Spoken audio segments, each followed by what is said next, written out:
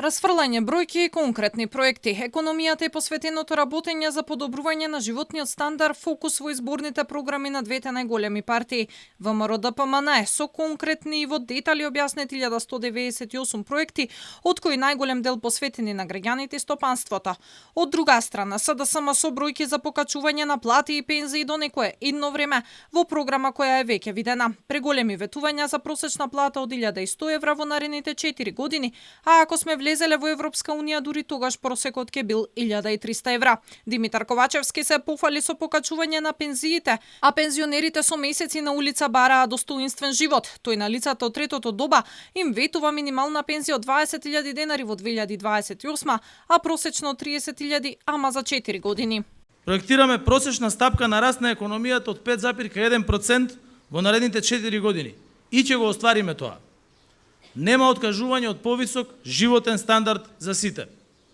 Гарантираме дека во наредните 4 години просечната плата ќе достигне рекордни 1100 евра, а минималната плата ќе изнесува 600 евра. Оно што сакам да го потенцирам тука е дека единствено влезот во Европската унија е гаранција за европски стандарди. Тогаш просечната плата ќе изнесува 1300 евра. Наспроти ова, ВМРО-ДПМН ветува 55.000 нови работни места, 5.000 денари покачување на пензиите уште во првата година од мандатот, што сомнесува до платите од моменталната опозиција не калкулираат со бројки, туку растот според нив ќе биде генериран од конкретните реформски мерки и политики. Растот на економијата ќе биде проектиран на 5% годишно.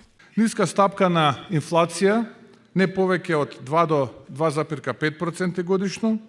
Буџетски дефицит кој што постепено ќе се намалува на ниво под 3% од бруто домашниот производ, намалување на невработеноста до 7,5%, односно создавање на нови 55.000 работни места. Оно што е важно, ќе ги намалиме даноците. Македонија да биде меѓу земјите со најниски даноци за фирмите и граѓаните. Капиталните инвестиции се во фокусот и на двете партии. Она што е различно е што ВМРО-ДПМН наведува конкретно како и кога ќе го реализира. Партијата на Мицкоски планира да вложи 3 милиарди евра во инфраструктурни проекти. До 2026 завршување на автопатот Кичево Охрид, изградба на Тетово Гостивар и Битола Прилеп, реконструкција на железничкиот коридор и набавка на возови. До крајот на оваа година да поставуваме камен темелници, а во следната година и да ги завршуваме тие проекти.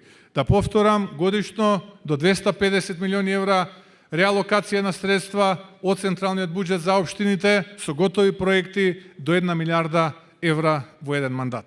СДСМ пак вети 194 километри патишта до 2028, иако изминатите години додека беа на власт се фалат само со реконструкции и завршени автопати од претходната власт. Целиот мандат СДСМ и ДУИ не успеа да обезбедат доволно количество на енергија, па сега сме увозно зависна земја. Сега од ракав извадија проект дека ќе ги враќале капацитетите во рацете на граѓаните. Енергетските капацитети треба да бидат во рацете на народот и на граѓаните. Една многу важна социјалдемократска мерка ќе биде враќањето на собственоста на енергетските компании во рацете на граѓаните. За разлика од ова, ВМРО-ДПМН вети дека ќе формира Министерство за енергетика, кое ќе се занимава со управувањето на капацитетите, модернизација на постоечките и ставање во функција на она што не се ни одржуваше како што треба изминатите години.